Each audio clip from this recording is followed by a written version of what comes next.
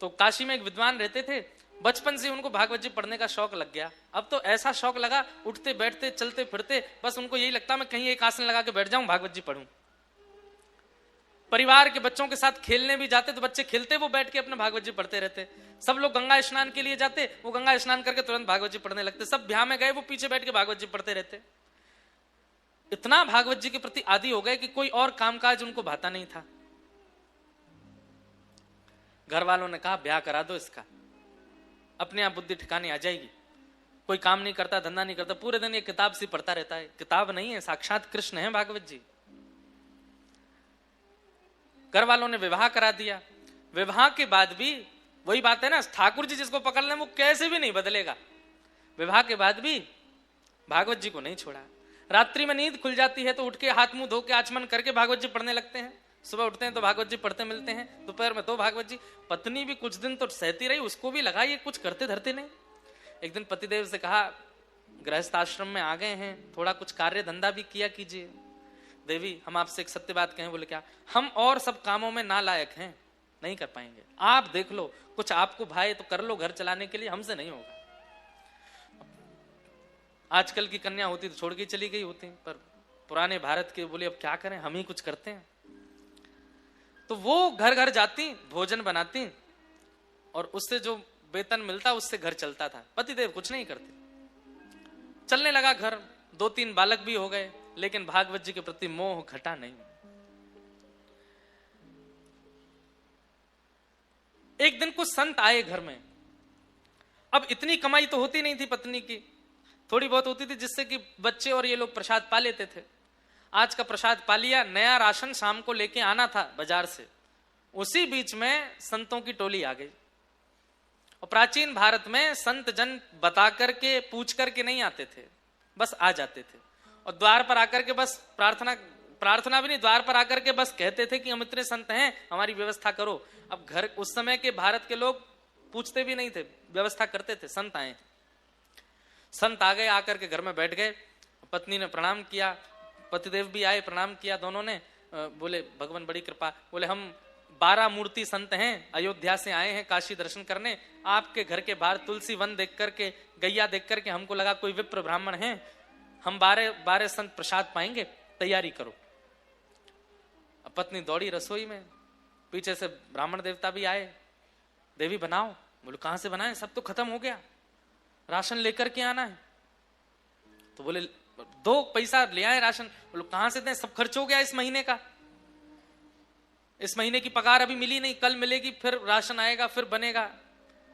पत्नी तो व्याकुल हो गई, मैं हमेशा संभाल लेती हूँ, इस बार आप संभाल लीजिए कुछ। अब पतिदेव बोले देवी तुम तो जानती हो हम तो कुछ करते धरते नहीं, हम पे तो 1 रुपया भी नहीं है, कैसे हम कैसे संभालें, कुछ तो कीजिए। कहीं से भी संत जन बैठे हैं, इधर जामे उधर जामे सब, लेकिन कोई व्यवस्था नहीं बनी। बहुत देर हो गई तो संत समझ गए कि यहां कोई व्यवस्था नहीं है, संकोच में ये हमसे बोल नहीं रहे हैं। संत जन अपने आसन लेके उठ गए। बोले बिटिया फिर कभी आएंगे, आज के लिए जैसे आराम, कह करके चले गए। लेकिन आज इतने वर्ष बाद आज उसको बड़ी ग्लानि हुई और अपने पति से लड़ने लगी। आज आप भी अगर कुछ काम धंधा कर रहे होते तो घर की इतनी बुरी स्थिति नहीं होती। मैं घर घर जाती हूं, रोटी बनाती हूं, पगार मिलती, घर चलाती हूं, बच्चों को पढ़ाती हूं। अगर आप भी कुछ कर रहे होते तो कम से कम इतनी व्यवस्था तो होती कि कभी संत महापुरुष आ जाएं तो प्रसाद पवा दें। बस पूरे दिन भागवत जी भागवत जी भागवत जी। अरे बचपन से अब तक आप इतना भागवत जी का अध्ययन करते आए हैं, क्या दिया भागवत जी ने हमको? कुछ भी तो नहीं। आप कहते हैं इनको किताब मत बोलो, पुराण मत बोलो, ग्रंथ मत बोलो, कृष्ण है, कृष्ण है तो देते क्यों नहीं कुछ भी? इतना जीवन आपने समर्पित कर दिया, अपनी पत्नी का ध्यान नहीं रखते, बच्चों का ध्यान नहीं रखते, अपने पूरे खानदान का ध्यान आप नहीं रखते, पूरे दिन वो कृष्ण रूपी भागवत में लगे रहते हैं। क्या दिया भागवत जी ने हमको? जिस घर से संतों को भूखा जाना पड़ता हो, ऐसे घर में भागवत जी को मैं कृष्ण नहीं मानती। देवी ऐसा मत बोलो, तुम अभी जानती नहीं, वो साक्षात श्री कृष्ण है। मैं जब अध्ययन करता हूं मुझे नृत्य करते हुए बोलते हुए श्री कृष्ण दिखाई देते हैं। तो ऐसा है, फिर आज एक काम कीजिए। बोले क्या? अपनी उठाइए भागवत जी और चले जाइए, घर में संभाल लूंगी, बच्चों को मैं संभाल लूंगी, सर्वस्व आपकी भागवत जी हैं। जिन भागवत जी के कारण हमारे पति की स्थिति ऐसी, संतों को भूखा जाना पड़े, मैं उनको अब घर में नहीं रखने दूंगी। इतनी बड़ी बात हो गई। पत्नी के इतना बोलने पर पतिदेव बोले, दुनिया कृष्ण को घर में बुलाती है, तुम घर से निकाल रही हो? देवी, इससे ज्यादा अब मैं सुन नहीं सकता, अब तुम रहो अपने बच्चों के साथ प्रेम से, मैं चलता हूं। अपनी पोथी उठाई और रोते बिलखते ब्राह्मण देवता मेरे कृष्ण हैं, मेरे ठाकुर जी हैं, हृदय से लगा करके निकल गए। गंगा के तट पे जाके बहुत रोए, बोले मुझे कुछ भी बोल देती, मेरे को मार भी दे, पीट भी दे, मैं सह लूंगा। हे ठाकुर जी, हे भागवत जी, आपके लिए क्यों कहा? जब रोने लगे वो ब्राह्मण देवता, भागवत जी को हृदय से लगा के, ठाकुर जी से सहन नहीं हुआ। ठाकुर जी मन में विचार करने लगे, भैया ये 40-41 वर्ष के हो गए ब्राह्मण, और जब से इन्होंने होश संभाला तब से केवल भागवत जी का ही अध्ययन किया, भागवत जी का ही पाठ करते हैं, कुछ काम कुछ भी नहीं, सब कुछ मुझे अर्पित कर दिया, और आज भागवत जी के लिए 2 शब्द गलत सुन के घर से ही निकल गए। मैं जाऊंगा। और काशी में छोटे से गोपाल जी प्रकट हो गए, और प्रकट होकर के ऊंची धोती पहन करके, सिर पर बढ़िया स्वाफा बांध करके, और बढ़िया कजरारे नेत्र हैं ठाकुर जी के, हाथों में कड़ूला पहने हैं, पैरों में सुंदर पाजेब पहनी है, कमर में करधनी पहनी है, गले में कंठा और एक सुंदर बगनखा पहना है, कानों में छोटे छोटे सुंदर हीरे के मोती हैं। ऐसी अद्भुत छवि ठाकुर जी की। लेकिन अपने सिर पर डलिया लेकर के कुछ बेचने वाला व्यक्ति होता है, ऐसे बन करके निकले। लेकिन सब इनको देख करके आश्चर्यचकित हो रहे हैं। क्यों? बोले भैया रोड पर कुछ सामग्री देने वाले व्यक्ति के रूप में इतना आकर्षण, वस्त्रों में इतना आकर्षण, चाल ढाल में इतना आकर्षण, ये तो बिल्कुल ललित गति, टेढ़ी मेढ़ी सी चाल, और ऐसे सुंदर सिर पर डलिया लेकर के, और बढ़िया स्वाफा सिर पर बांध के, एक स्वाफा कंधा पर डाल के, पसीना पहुंचते भय और चल रहे हैं। जो देखे वही इन पर लुभा जाए। पहुंच गए ब्राह्मण के घर पर, दरवाजा खटखटाया, पत्नी ने जैसे ही द्वार खोल करके देखा, छोटे से गोपाल जी, गदमदरा से हाथ, गदमदरा से पाम, नेक सो पेट निकरो भयो है, गले में सुंदर हार पहने हैं, हाथों में सुंदर मणि के सुंदर कड़ूला पहने हैं, सब चमक रहे हैं। देख करके वो भी आश्चर्यचकित, इतना प्यारा बालक, इतना सुंदर श्रृंगार करके ऐसे घूम रहा है। कहो बालक, तुम्हारी माताजी कहाँ है? कहां से आए हो? और इतने से तुम हो, और इतनी बड़ी डलिया भारी सिर पर लेके कहां घूम रहे हो? क्या चाहिए? देखो खाने पीने की वस्तु तो मेरे पास नहीं है, जल पिला सकती हूं। ठाकुर जी खड़े खड़े देख रहे हैं, और तुम इतने प्यारे हो, इतने सुंदर, माँ ने अकेले कैसे छोड़ दिए? कहां है तुम्हारी माताजी?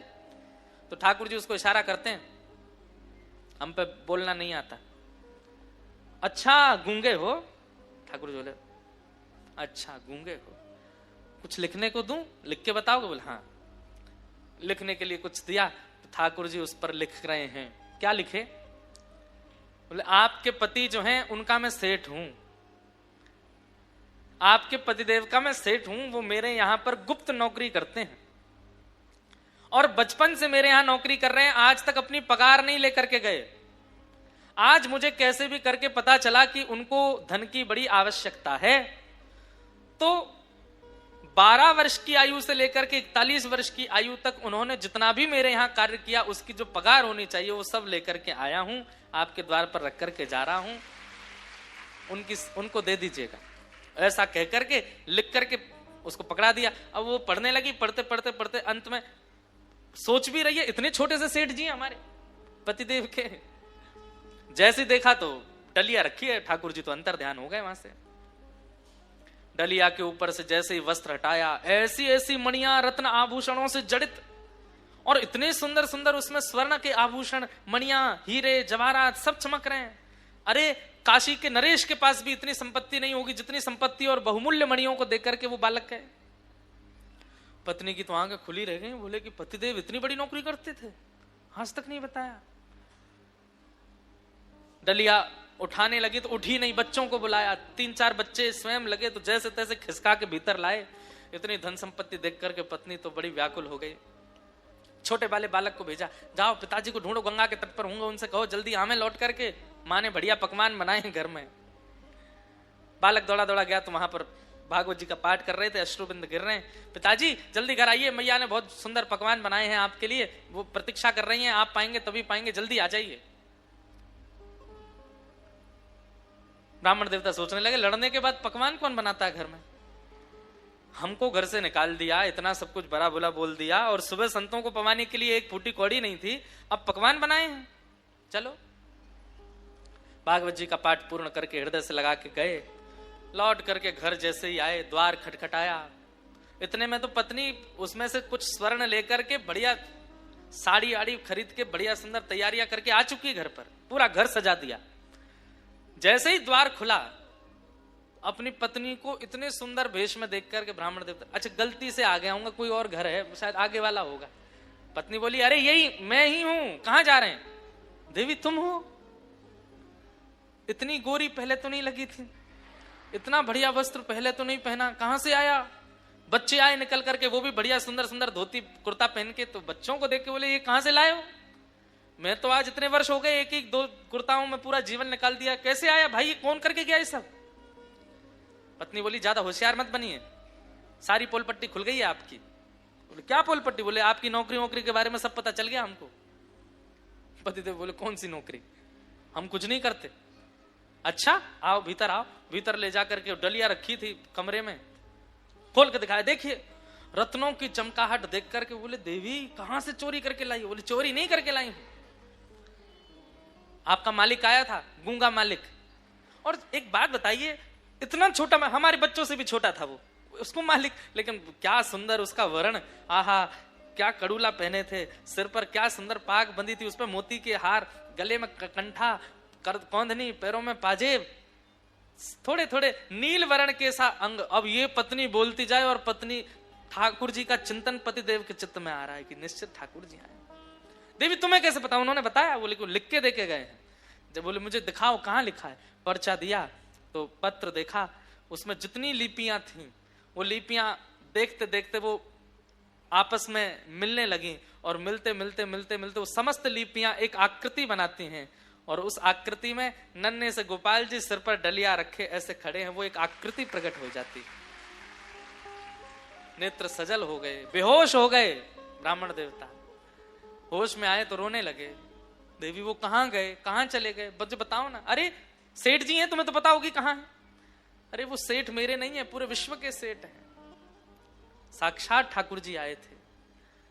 और ये जो बात कहकर के गए ना कि मैंने जीवन भर उनके यहाँ नौकरी की है, ये भागवत जी ही, मैं अकिंचन भाव से भागवत जी का जो पाठ करता था उसी का वो पूर्ण जो भी मैंने किया है उसका वो सब वेतन देने के लिए आए थे। श्रीमद् भागवत जी को तुम कृष्ण नहीं मानती, वो भागवत जी कृष्ण स्वरूप ही आए थे और ये सब दे करके गए। श्रीमद् भागवत ग्रंथ नहीं है, पोथी नहीं है बंधु, आज आ गए हैं। प्रयास कीजिएगा, अपना आसन संग लेकर के आइए, जिस स्थान पर बैठे नित्य उसी स्थान पर बैठिए, एक एक शब्द ध्यान से सुनिए, और सुनने के बाद अपने जीवन में उतारना प्रारंभ कर दीजिए। एक क्षण की भी कथा छूटे ना। आप अनुभव करेंगे, 8वें दिन से ही स्वप्न में, अनुभव में, किसी कृपा से ठाकुर जी की अनुभूति होने लग जाएगी। भागवत जी की ऐसी कृपा है। श्रीमद् भागवत साक्षात कृष्ण की प्राप्ति कराती है।